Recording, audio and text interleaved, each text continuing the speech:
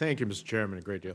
Mr. Chairman, Mr. Secretary, thank you. And Mr. Chairman, I want to reiterate, as you visited me earlier today and looking at the pictures of famous New Jerseyans on my outer office, that I welcome you to send us a picture, and we will hang it up in the outer office along with all the other famous New Jerseyans. Born in Cape May, New Jersey.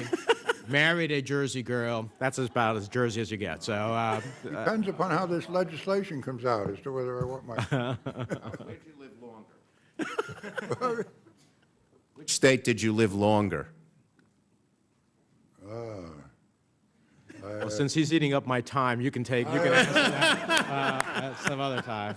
As an adult, I've lived longer in New York, I confess. But you wished you lived in Connecticut. I wish I lived in Connecticut, exactly. All right. Well, let me. The offer still stands. I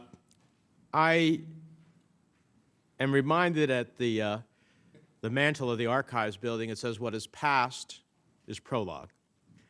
And it seems to me that a lot of people want to dance around here, but at the end of the day, if we don't act, we are destined at some point in the future to relive a crisis. And that would be the worst situation perpetuated on the American people. So I think this is incredibly important. In the wake of the financial crisis, the surviving banks have actually grown bigger, not smaller. And the Volcker rule doesn't force existing banks to downsize. So does that mean that you're comfortable with the current size of the banks that have still exist? Well, I'm not terribly upset by it. I think there are limits, as we discussed earlier, common sense limits as to how much of a concentration you want in banking. And I have sympathy for what the administration is trying to figure out, a sensible kind of limit that doesn't put a hard cap on organic growth of a bank, but does say, look, if you're already very big, you can't go combine with something else that's very big. I think these very big banks are big enough, they're able to take care of themselves. Isn't one of the risks here, I've posed this question throughout some time now in these hearings, that if you're too big to fail, haven't we failed already? Because it presumes that your consequences to the economy are such that we can't let you fail. But that also produces the environment for risk-taking that shouldn't take place.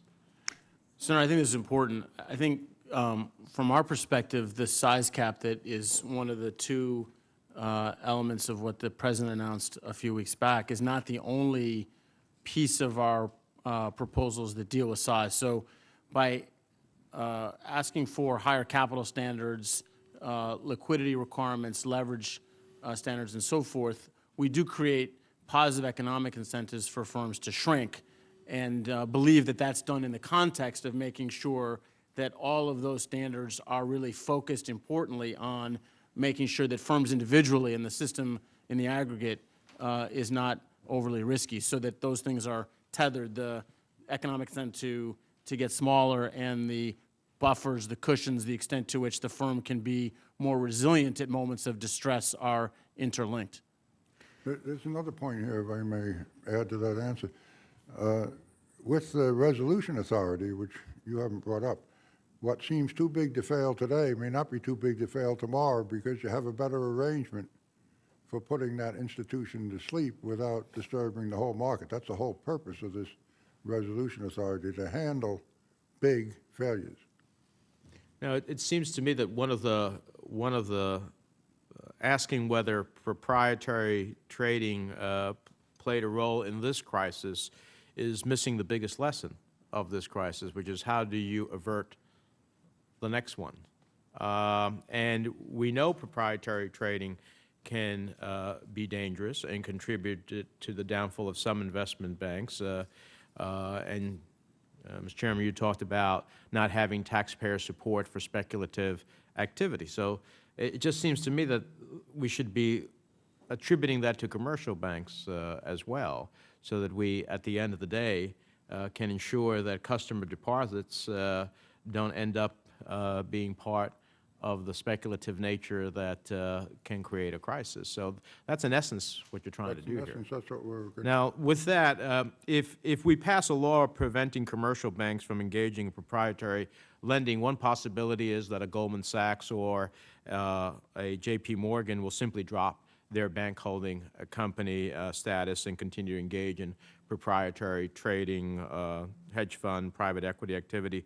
If they do that, will our financial system be less systemically at risk?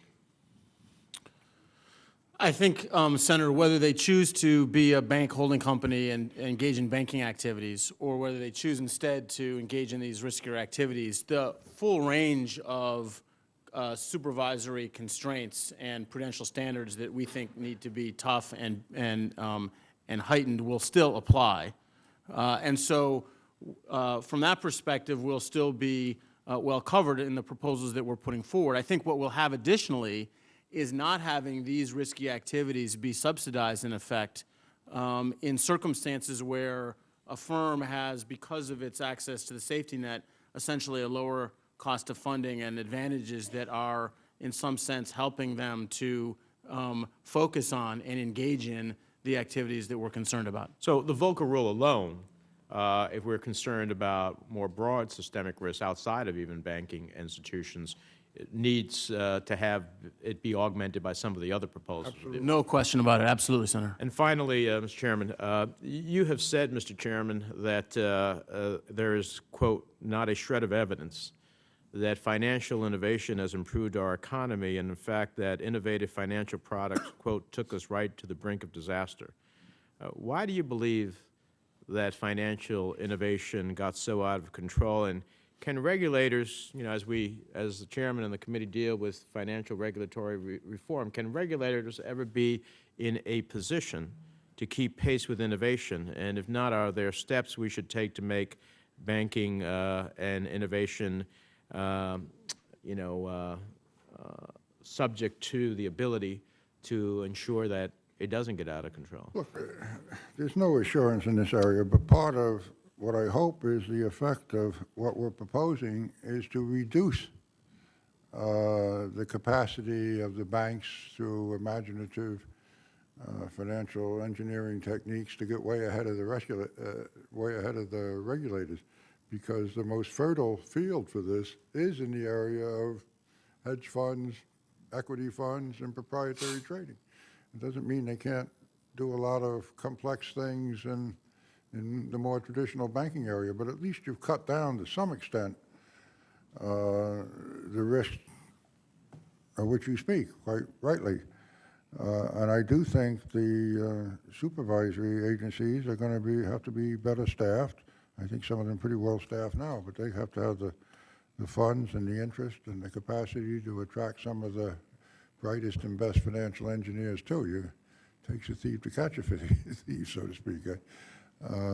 So there's a lot to be done in that area. I think.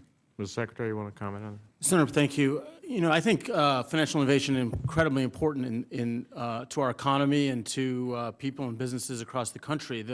The critical question from our perspective is that innovation happen within a robust framework of consumer protection, firstly, and that secondly, that the taxpayer's not on the hook for when those innovations go sideways, that the firms themselves bear the downside risk of, in effect, failed innovation. So we want to make sure we have a system in which we have lots of innovation in this sector. That's hugely important, I think, to our entire country and to our economy, but incredibly important that it be done within those two critical frameworks. So innovation in which the innovator bears the risk. Exactly, Senator. Thank you. Thank you, Mr. Chairman.